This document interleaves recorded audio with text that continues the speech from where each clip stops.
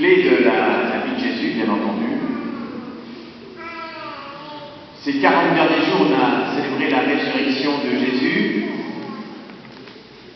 Il a encore mangé avec ses disciples, quelquefois, il aurait apparu plusieurs fois au bord du lac, au Cénacle, etc. Alors, une manière de croire qui est erronée, mais que les lectures nous laisseraient un petit peu entendre dans ce sens-là, et les apôtres semblent le vivre de cette manière-là, c'est de croire que la résurrection de Jésus, c'est Jésus qui vient revivre parmi ses apôtres, et puis c'est reparti comme avant, quoi. Voilà. Il vient manger avec eux, il y a la pêche miraculeuse, etc. Bon, eh bien c'est pas tout à fait ça. Mais enfin, il y a quand même cette idée de Jésus qui est là présent avec ses apôtres. Alors ça c'était, comme on dit, ça c'était avant. Et puis, après c'est-à-dire en 2019, là, comme on est aujourd'hui, c'est plus comme ça. Jésus, on ne le voit plus avec nos yeux, il ne vient pas manger avec nous et faire des miracles comme il en faisait encore avec ses apôtres. Et le mystère de l'ascension, Jésus qui monte au ciel, c'est comment passer de cet avant, ce temps juste après la résurrection où Jésus était avec ses apôtres, à cet après, c'est-à-dire aujourd'hui. Passer de cette situation de Jésus quand ses apôtres pouvaient encore le toucher, à cette situation aujourd'hui où Jésus est invisible à nos yeux. Alors comment faire ce passage et comprendre ce qu'il s'est passé? Alors je fais cette remarque intéressante d'abord dans les évangiles, dans les actes des apôtres que nous avons lus. Ils ne racontent pas tous les éléments avec les mêmes détails. Vous voyez par exemple l'évangile de Saint Jean laissait entendre que Jésus est remonté au ciel dès le dimanche de Pâques, dès la résurrection. Il est apparu à Marie-Madeleine, un peu aux apôtres, et puis il est remonté au ciel, alors que Saint Luc et puis les actes des apôtres, c'est toujours Saint Luc, et puis les autres évangélistes nous laissent entendre que Jésus est apparu plusieurs fois à ses apôtres pendant 40 jours.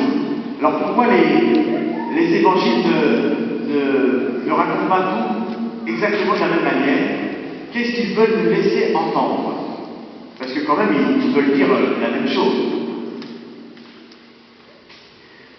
En fait, Jésus, une fois qu'il est ressuscité, qu'il est revenu de la mort, il n'appartient plus à notre monde, je dirais notre monde naturel, notre monde sensible, dans lequel on voit, dans lequel on peut toucher, dans lequel on peut manger, etc.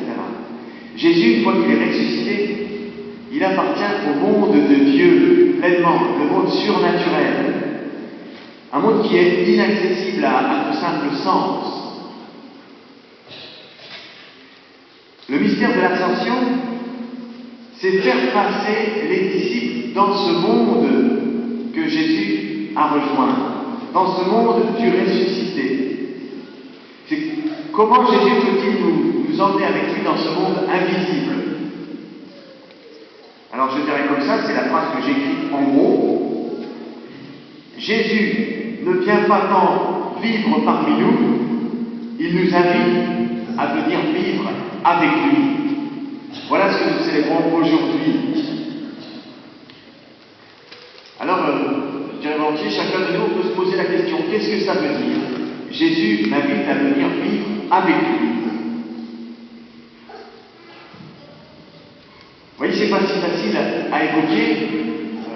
Tout à l'heure, en venant dans la voiture, il y avait plein de nuages. Alors, Benoît me disait, si le jour de l'ascension, la nuée qui a caché Jésus aux yeux des apôtres, c'était aussi nuageux qu'aujourd'hui, évidemment, on ne voit pas grand-chose, quoi.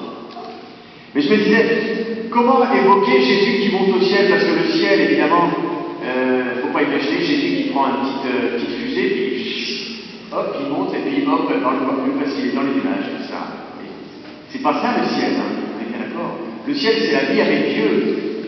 Et les deux anges qui apparaissent, les deux hommes vêtus de blanc, qui sont des anges, nous laissent entendre ce monde de Dieu dans lequel Jésus est pleinement entré et dans lequel nous sommes invités à entrer. Alors, j'en viens à ma question. Comment est-ce qu'on peut comprendre ce monde dans lequel nous sommes? Et comment est-ce qu'on peut comprendre ce monde dans lequel Jésus nous invite à vivre, et c'est ce que nous célébrons à l'Ascension. Alors je dirais le monde parmi nous, le monde naturel, c'est le monde matériel, le monde temporel, un monde qui est très limité, limité dans notre capacité à aimer, dans notre capacité à comprendre, qui est limité par la mort, évidemment, à la fin. Ce monde qui est un monde sensible, c'est le monde qu'on connaît bien, qu'on rencontre par nos 5 sens. C'est un monde en même temps qui est soumis à la corruption permanente, tout s'en va vers la mort. On ne comprend pas tout, on souffre, il y a beaucoup de souffrance dans ce monde. Voilà, je dirais le monde dans lequel on vit, naturel. Et puis le monde dans lequel Jésus nous invite à vivre, je dirais c'est un monde qui est baigné de la gloire de Dieu, c'est un monde qui est baigné par l'amour. C'est un monde où le mal n'a plus de place. Un monde sans limite, où on peut aimer en plénitude, on n'est pas limité par notre égoïsme, par tous nos péchés. Un monde où on n'a jamais fini de s'émerveiller, de comprendre Dieu, où la vie jaillit sans arrêt. Alors nous sommes invités, frères et sœurs, à entrer dans ce monde de Jésus-Christ, Dieu vivant. Alors ça s'appelle aussi, ça s'appelle la vie éternelle, à entrer dans cette vie éternelle qui déjà aujourd'hui est commencée. Qu'est-ce que c'est que la vie éternelle? C'est pas la vie après la mort, la vie éternelle, c'est la vie aujourd'hui, dans sa part de ce qui est éternel. Alors on peut dire aussi, alors c'est plus évidemment une vision d'avenir, c'est le monde de Jésus, c'est ce qu'on appelle le paradis. Alors je conclue avec 2 remarques. Pour entrer dans ce monde, il faut la foi. J'allais dire, c'est le moyen qui nous est donné à chacun, que Dieu donne à chacun pour entrer dans ce monde. C'est la foi qui nous donne de croire que ce monde existe. Oui, il existe aujourd'hui et maintenant. Un monde qui est tout à fait réel, qui est plus réel que notre monde visible et éphémère.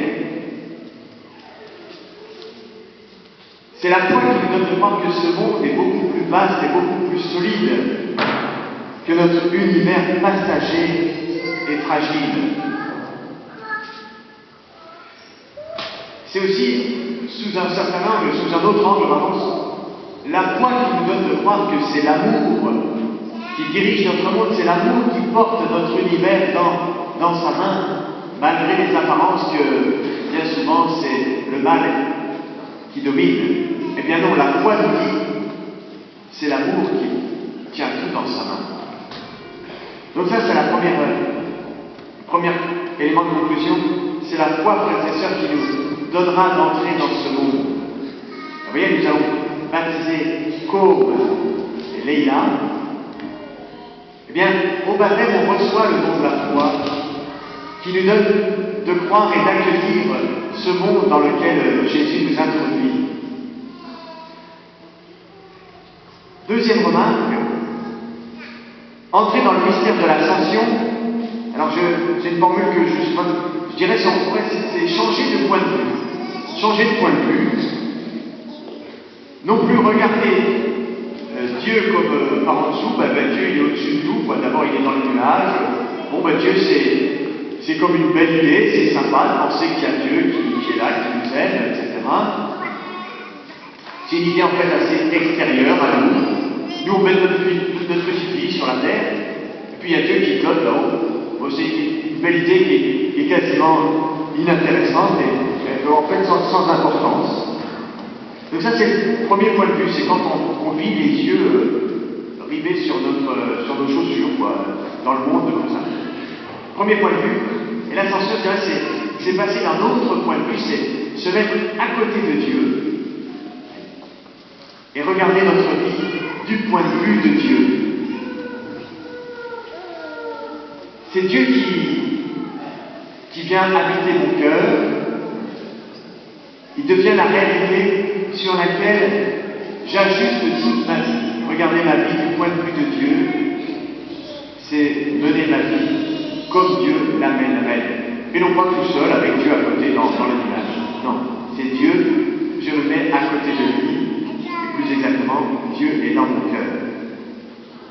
Seigneur, donne-moi de regarder la vie avec tes yeux, donne-moi de l'aimer avec ton cœur.